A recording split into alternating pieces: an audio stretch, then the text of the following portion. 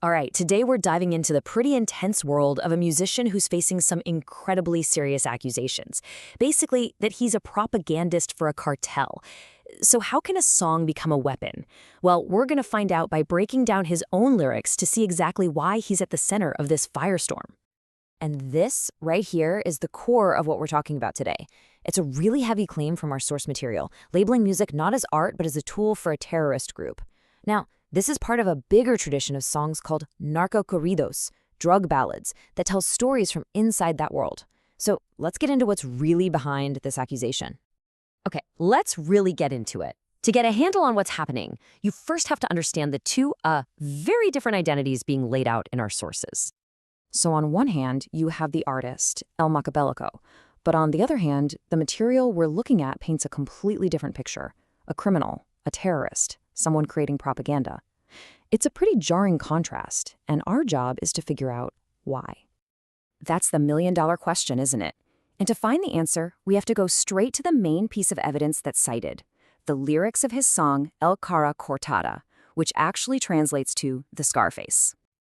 Right from the jump, the song creates this really powerful, really specific identity for the person telling the story. It immediately sets a tone of, let's say, defiance and danger. And boom, there it is. I mean, it doesn't get much more direct than that. He's not being subtle here. He's drawing a straight line to one of the most famous and violent drug lords in movie history. This one line just frames the whole song in a world of crime, power, and aggression. And you've got to understand, this reference carries a ton of weight. Tony Montana is this cultural symbol of crazy ambition, of defiance, and of a violent refusal to ever back down. So just by saying that name, it sets the stage for everything else in the song. And the lyrics just keep building on this persona, this idea of just extreme resilience. The narrator's painted as someone who, even after getting caught by the authorities, is still projecting total strength and basically promising he's not done yet. But it's not just about building a character, right? The song tells a whole story. It's a detailed narrative about a violent, high-stakes showdown with the law. And listen to who he's up against. We're not talking about a simple traffic stop here. The song paints this picture of a massive operation with the FBI, the DEA, the whole shebang. It frames the narrator as this huge target, someone important enough for a major federal response. So what you get is this entire story, a whole narrative arc packed into one song. You've got the chase, a super violent shootout, this defiant, almost casual, so what attitude about being caught, and then a clear promise to get right back to it. It's a complete story of rebellion. And the story gets even more vivid, and frankly more brutal, because of these specific details.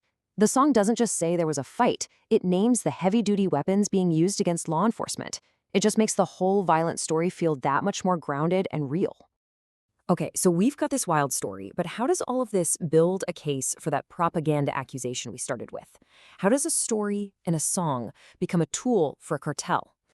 Well, this is where it all starts to click. When you put the themes of the song right next to the known goals of propaganda, you can start to see why our source material draws these direct lines. Glorifying a criminal, that creates a role model for recruitment. Define the FBI, that makes the state look like a weak, beatable enemy. And boasting about power from behind bars, that sends a message that the cartel's influence is everywhere, inescapable. And this line? This is huge. The theme of just overwhelming financial power is so important here. The term gringos, of course, is slang for Americans, and this line portrays the narrator as so rich that the entire American justice system is just a minor problem that can be fixed with cash. It's a straight-up boast about being above the law. So let's wrap this up. Let's look at the overall message that this song is really delivering and how it cements this whole narrative of loyalty and power. You know, this is a really important detail. The song doesn't end with him as some lone wolf. No, it reinforces this sense of community, of a clear, almost military-like structure. When he mentions a commander and honors fallen soldiers, he's framing this whole criminal world as an organized army with a chain of command and its own code of honor. So in the end, what you have is this one song acting as an incredibly powerful package, a message of defiance, of power, of loyalty, all wrapped up in a format that's catchy and easy to share. And all of this leaves us with this big, tricky question. Where exactly is the line between just telling a story and creating propaganda?